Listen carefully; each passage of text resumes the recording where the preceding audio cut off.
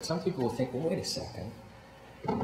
It's actually desperate people that we need to protect from experimental treatments, things that aren't proven, right? Because desperate people, they're desperate. They can be misled. They will try anything.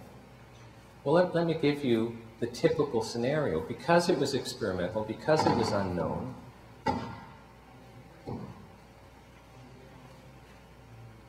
only desperate people were the ones that tended to be attracted to it. And I'll give you a typical scenario.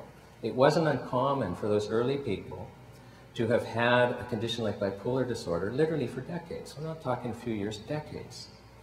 And they're being treated by the approved psychiatric drugs, and they're still suffering. I mean, bipolar, if you have it bad, it is a chronic, ongoing thing. There is no approved cure. You are in and out of the psychiatric wards for decades. Sometimes you're involuntarily committed because you're so suicidal or you're so psychotic that you're involuntarily committed. You have no life. If you're a mother of young kids, you can't care for your kids. There are times you can't care for yourself, and your family members have to literally shower you and dress you and feed you. I've been told that by participants that I've interviewed. Can't go to school, can't work. Your life literally is hell. It's literally hell. And then you hear about EMPowerplus. You know it's not approved of by Health Canada. Health Canada is aggressively advertising, telling people don't take EMPowerplus. You know, your psychiatrist doesn't approve of it. Told your psychiatrist, I want to try this, and your psychiatrist says, are you nuts? Because typically psychiatrists who knew nothing about it, the pattern is they're against it, then a couple of patients try it and get well, and then all of a sudden they're for it. That's the pattern. I mean, now I think half of their sales are to psychiatrists in the US because they then can turn around and sell to their patients. So your psychiatrist is against it, your family thinks you're crazy, but you're fully informed. You know there's no research, you know the basis behind it, you're fully informed. Nobody is deceiving you. So as a competent adult in Canada, should these people have been allowed to try EMPowerplus? They were desperate. But shouldn't they be allowed? They know it's not approved of by Health Canada. They know the cautions. Now, the good news is like 8 out of 10 get completely well. Doesn't work for everyone, but 8 out of 10, that's the statistics, they get well. They go off their psychiatric drugs. They go back to work. They go back to school. They're caring for their families, and they lead normal lives. In fact, it's such a dramatic change that when Health Canada was trying to take EMPowerplus off the market and people were worried, I interviewed scores of these people in preparing for a court case, and what kept coming up, and I wasn't asking this question, it hadn't dawned on me it would be an issue, is people would volunteer to me, you know, I had a suicide plan in place if I ran out.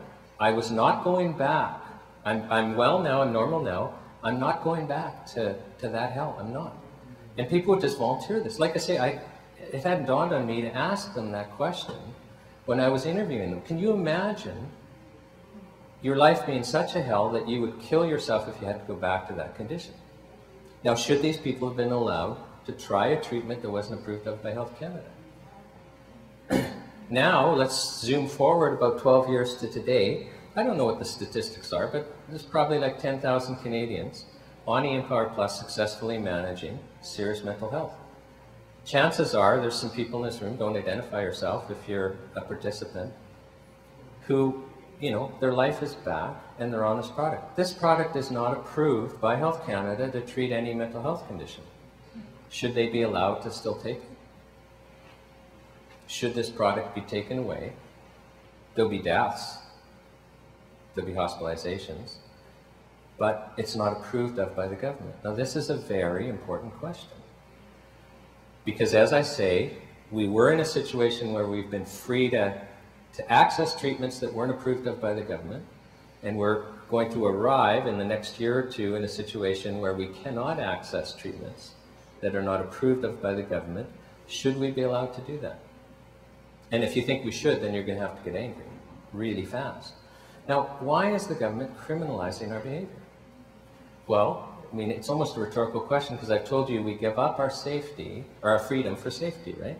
So the government is telling us we have to give up the freedom we've been enjoying to access treatments that aren't approved for our safety. Okay, that's what we're being told. And in my opinion, that is a lie. In fact, I'll go further and say it's an Orwellian lie. And when I say Orwellian, I'm referring to, George Orwell, 1984. For those of you who read the book, the ministry, the government ministry that would spin lies and propaganda was called the Ministry of Truth. So you see, it was called the opposite of what it was. It was a real newspeak, to use his term. And, well, Health Canada telling us that we actually need to criminalize our access to treatments that we rely on, in my word, is newspeak. It's Orwellian. It's the exact opposite. Now, first of all, if you were to ask your MP or ask Health Canada, can you show me a single risk analysis done that would show us that we should be losing access to natural health products?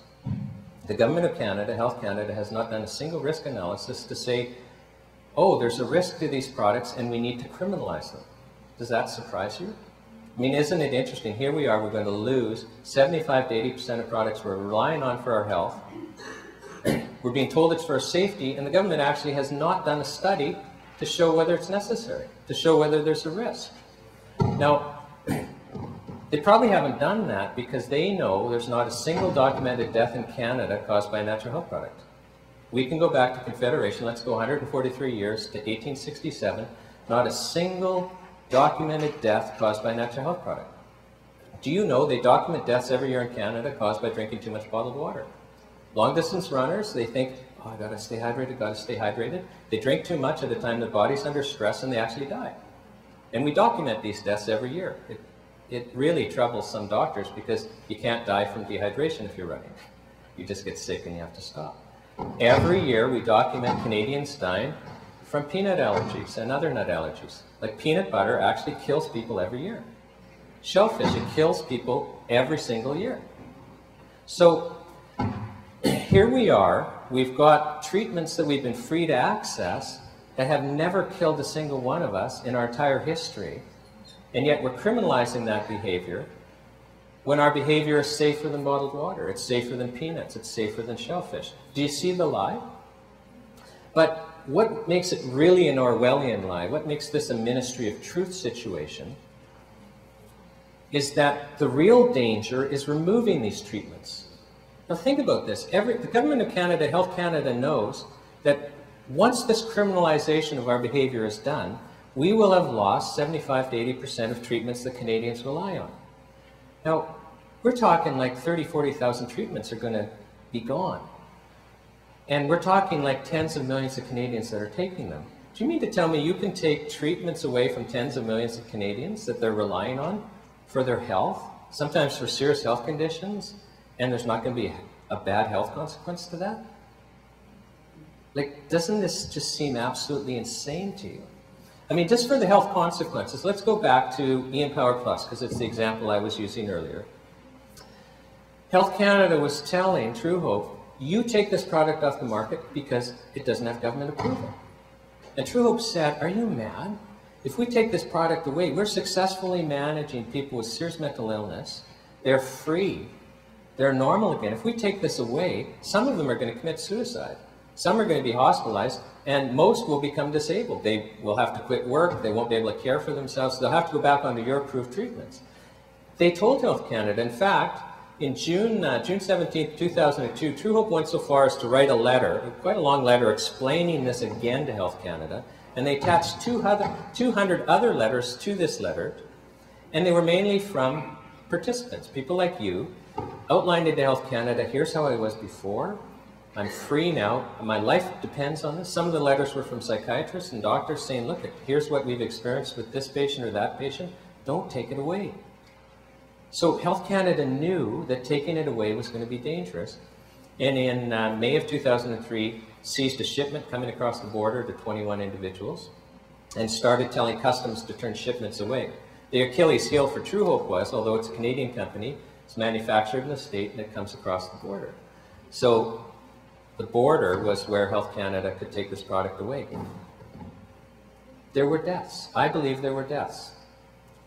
And I believe that for several reasons. First of all, in the criminal trial, we had Dr. Charles Popper, who's probably the world expert in treating bipolar disorder, explain